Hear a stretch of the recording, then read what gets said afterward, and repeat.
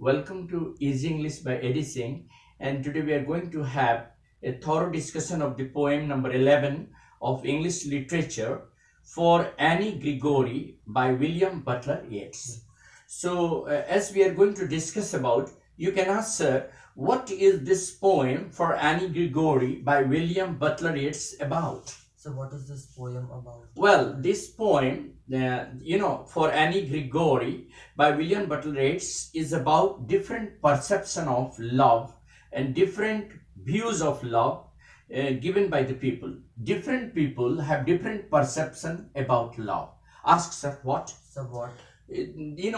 Some of the people believe that external beauty, I mean outer appearance, is more important than internal beauty. They don't bother about the beauty of the soul. They are always carried away by the external beauty, by the beauty of the appearance. They don't see the person's soul.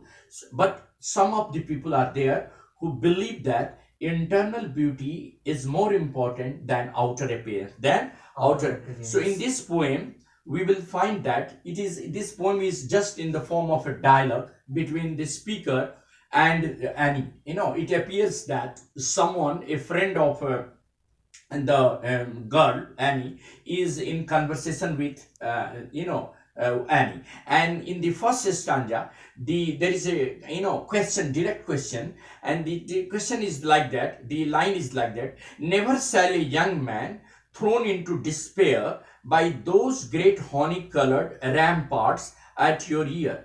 The speaker says that those persons who have fallen in love with Annie's honey-colored hair are in hopelessness. Why? Because they have judged only her beauty through her outer appearance. They have not gone beyond the beauty of Annie. They have never shown and judged the soul of Annie. So they are always in despair, lack of hope. On the contrary, the poet says in the second stanza, Annie replies to the query asked by the speaker. She says that anyone who has fallen in love with her outer appearance or her honey-colored hair, they are not her true lover. They are not her because she can change the color of her hair by getting it dyed. If she dyes the hair, they can turn into black, they can turn into carrot color or brown color. So as her hair is changeable, the outer appearance of a person is changeable, whereas the inner appearance, the beauty of the soul, is eternal, and it is never going to be changed. In the final stanza, that is in the third stanza, the speaker replies to Annie's statement about love, and he contradicts. He says that the love is never an external affair. It is the affair of an internal ability. If a person's internal soul or the soul of the person is beautiful, he is more, beautiful and likely to be loved, The speaker mentions an old, religious person who announces that he had found a text in which it is written that only God has the ability, or God is capable of loving a person beyond beauty, external beauty. And therefore, the poet says that human beings, particularly the modern lovers, do not have the depth and understanding to look inside the soul of a person. The modern lovers do not have the depth and understanding to look beyond the beauty of the body. They don't have the ability to go inside the soul of a person and judge it. Therefore, humans are always carried away by the shine and glitter of outer beauty,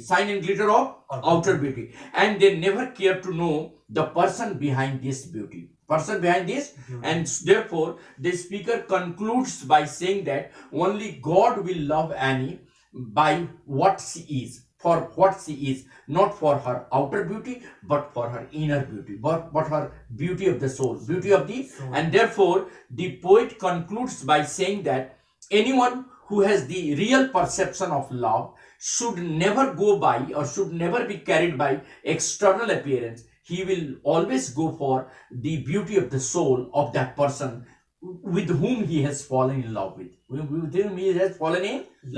Now, line by line explanation. Look at that. Never shall a young man thrown into despair. Despair means lack of hope. Lack of Hope. The poet says that those people who have fallen in love with Annie simply by her honey colored hair, they are likely to suffer lack of hope.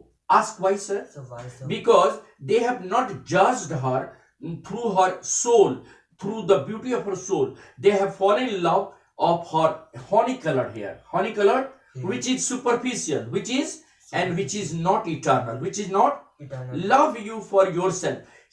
Here in the first stanza, the speaker says that we should love a person for what she or he is, not for his outer appearance. Say like that. We should love a We person should love a person for what she or he is, for what she not for her outer beauty. not for his outer beauty. In the second stanza, the poet says, but I can get a hair dye.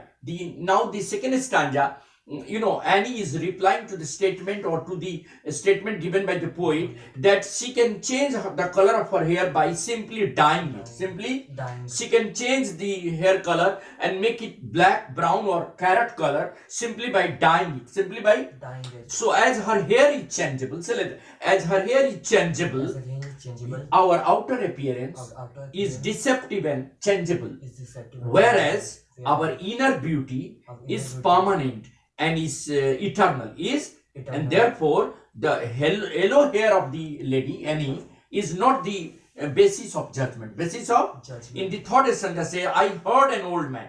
The poet says that he had heard an old religious man who had announced that he had found a text. He had found a Text. in which it is written that only God has the capability to judge the person or to see the person beyond beauty. Beyond.